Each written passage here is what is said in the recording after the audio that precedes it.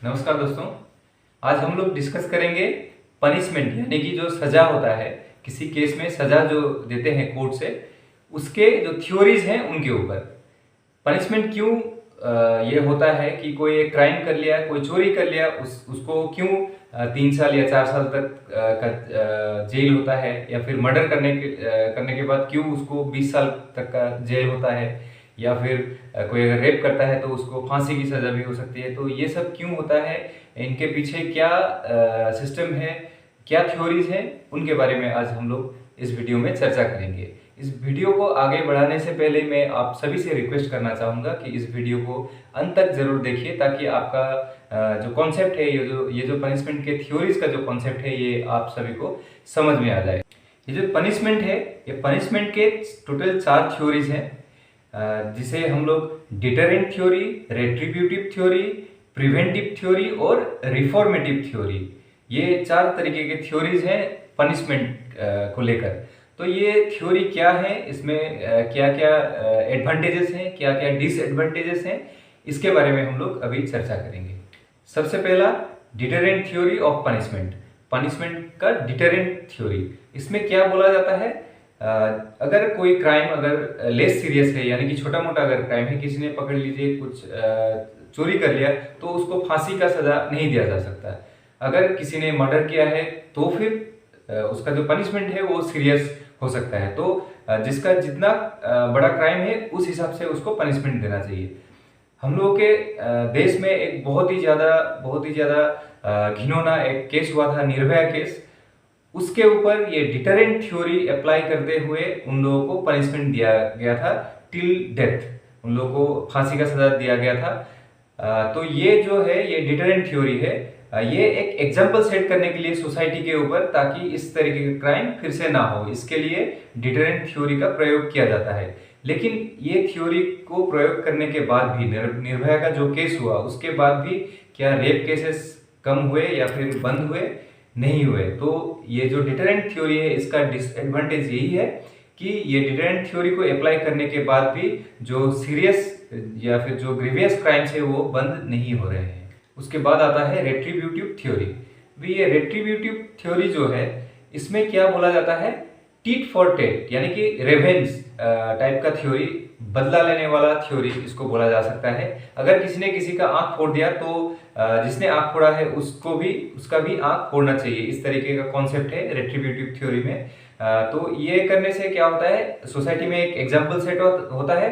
तो कोई भी इंसान वो क्राइम करने से पहले 10 बार सोचेगा कि अगर किसी के अगेंस्ट में अगर कुछ क्राइम किया तो मेरे साथ भी वही होने वाला है। तो इस तरीके से क्राइम को रोकने के लिए इस तरीके का जो थ्योरी, पनिशमेंट का थ्योरी है, इसको यूटिलाइज किया जाता है। लेकिन हमारे भारतवर्ष में, हमारे इंडियन जुडिशरी सिस्टम में इस तरीके का पनिशमेंट थ्योरी यूटिलाइज नहीं होता है। ये जो पनिशमेंट थ्योरी है, इसका डिसएडवांटेज यही है कि ये जो थ्योरी है, ये रिवेंज यानी कि बदला लेने का जो कॉन्सेप्ट है उसको ज़्यादा एनकरेज करता है। तो अगर किसी ने किसी का आंख फोड़ दिया तो उसका भी आंख फोड़ना चाहिए। तो इस तरीके का जो कॉन्सेप्ट है, ये जुडिशियरी सिस्टम में सुइटेबल नहीं है। तो ये जो पनिशमेंट थ्योरी है, ये इंडिया में लागू नहीं होता है। उसके बाद आता है प्रिवेंटिव थ्योरी। ये प्रिवेंटिव थ्योरी क्या है, इसको मैं एक एग्जाम्पल के थ्रू आपको समझाने की कोशिश करता हूँ।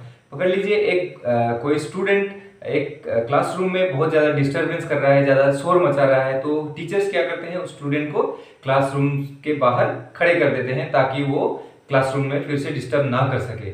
उसको प्रिवेंट करते हैं क्लासरूम में आने से, ताकि क्लासरूम का जो माहौल है वो अच्छे से बना रहे और वहाँ पे स्टडी अच्छे से हो।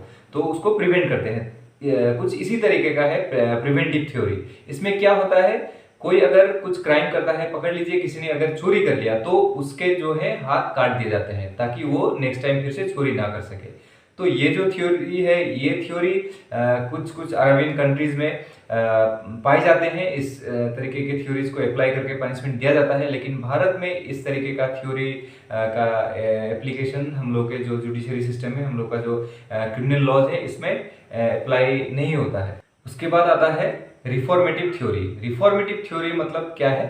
जो क्रिमिनल है, जो क्राइम करने वाला है, उसको रिफॉर्म करने के लिए, यानी कि उसको सुधारने के लिए जो थ्योरी का अप्लाई किया जाता है पनिशमेंट देने के टाइम में, उसको बोला जाता है रिफॉर्मेटिव थ्योरी।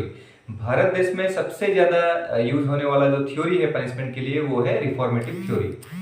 ये किस किस केस में ज़्यादा यूज होता है? ये होता है जो जुवेनाइल केसेस होते हैं, यानी कि जो माइनर जो क्राइम में इन्वॉल्व हो जाते हैं, उनके लिए रिफॉर्मेटिव थ्योरी जो है वो सबसे ज़्यादा यूटिलाइज होता है, ताकि उनका जो फ्यूचर है, उनको अपने गलती का एहसास हो और फ्यूचर में वो उस तरीके के क्राइम फिर से ना करें, उनको सुधार के जो सिविलाइज सोसाइटी है, यानी कि भद्र समाज में उन लोगों को जगह मिले, इसके लिए काम किया जाता है।